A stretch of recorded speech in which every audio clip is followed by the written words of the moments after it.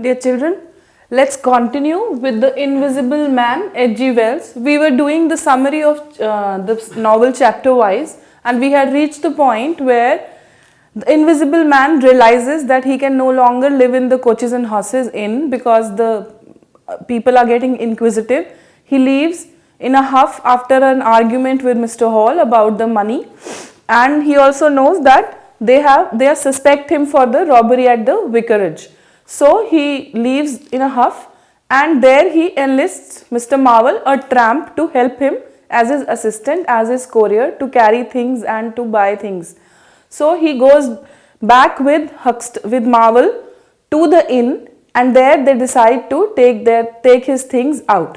Now the invisible man goes inside, and Marvel stands by the window, and there he is handing his things over when he realizes that there are people in his room. So that's where we start now.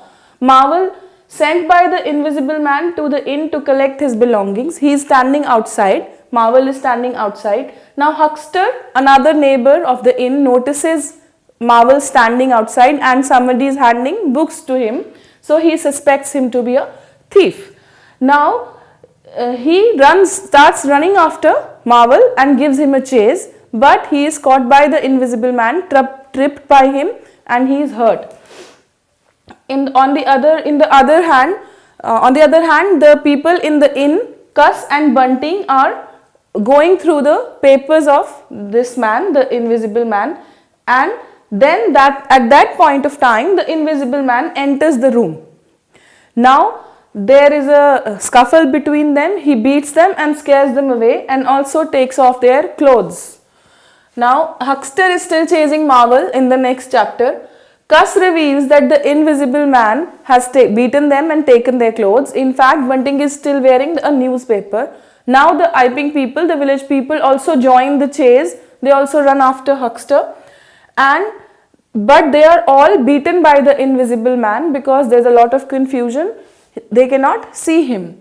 Now Marvel escapes with the invisible man's belongings, whatever they had recovered from the room, and he runs away. And the village folk are very perplexed. They don't understand because Marvel is running away and they are being beaten by someone else. But on the other hand, the invisible man is also very upset about this news coming in the newspapers, and it will create a ruckus. He wanted to be quiet and he wanted to keep away. But then this is now going to appear in newspapers anyway.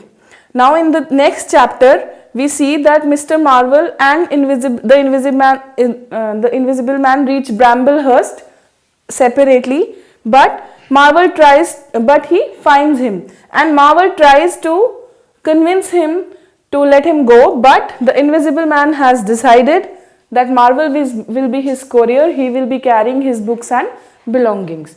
Now we come to chapter 4. Marvel again runs away with his books, but to take a rest, he sits on a bench.